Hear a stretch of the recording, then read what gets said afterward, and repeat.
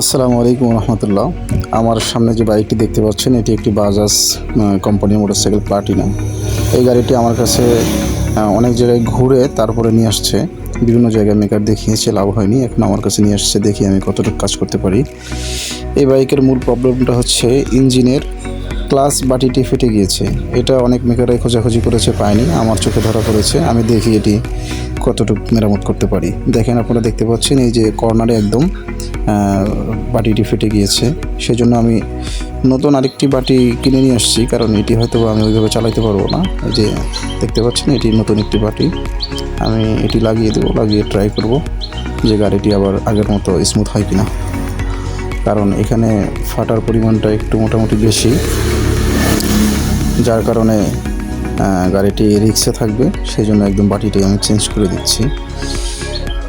মাঝখানে আমার ঠিকানাটা দিয়ে রাখি, আমি হচ্ছে খাগড়াছড়ি দিঘিনালা ছোট মেরুন বাজারের সাইডেই আমার ওয়ার্কশপটা, বাইক সেন্টার।